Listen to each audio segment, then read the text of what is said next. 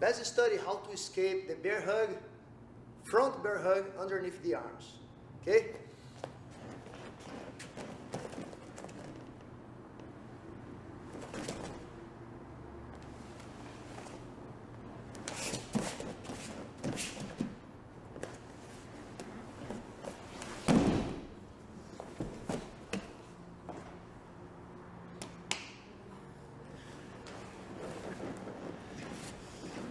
Okay, so let's say someone gets you on the bear hug.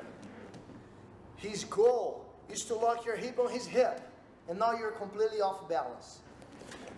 You will immediately go over his arms and hold your fingers together.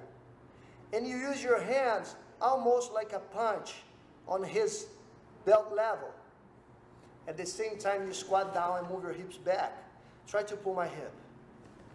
That makes it very hard. There's a lot of pressure going down on his elbows as I kind of extend my arms to punch his belt. That should give me enough time to pummeling in, going to the over-under clinch. Watch.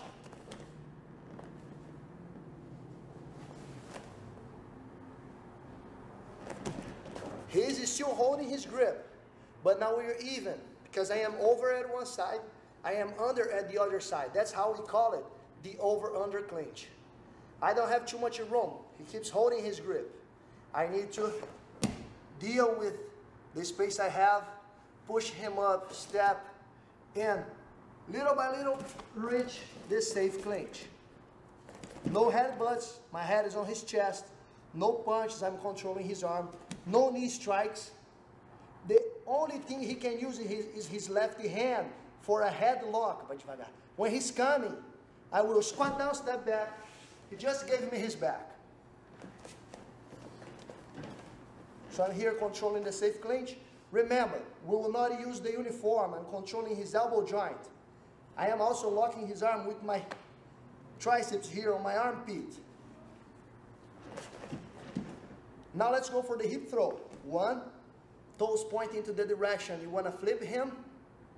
Give yourself some space. Move away and be fast. Second step in. Your hip is underneath his belt level. You need to make that catch. Because when you bump him up, you're not relying on strength.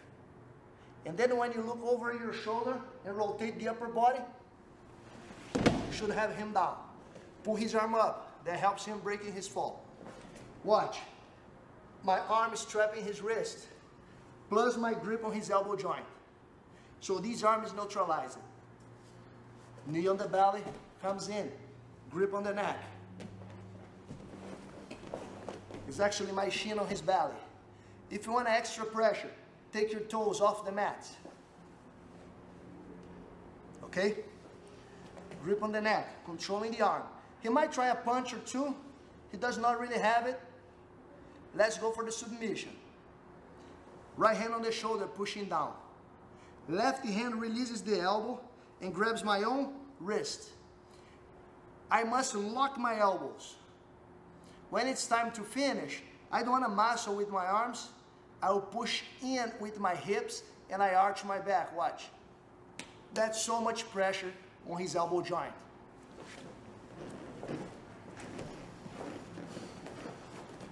He comes in for the bear hug, quickly. Hands together and push him. Squat down, move your hips back. You can actually go now either sides, but you will find more space if you go to the opposite side of your head. Watch. I'm looking to the left. That's why I'm using my right hand.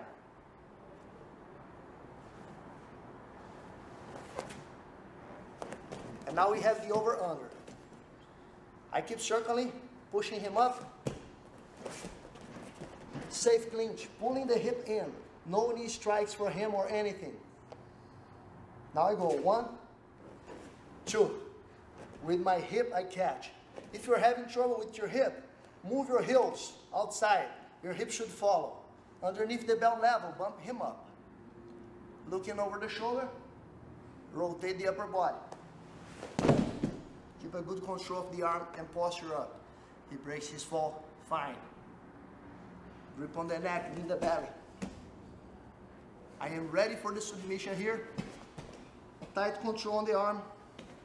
From the neck, I go to the shoulder. From the elbow, I go to my own wrist and I lock my elbows.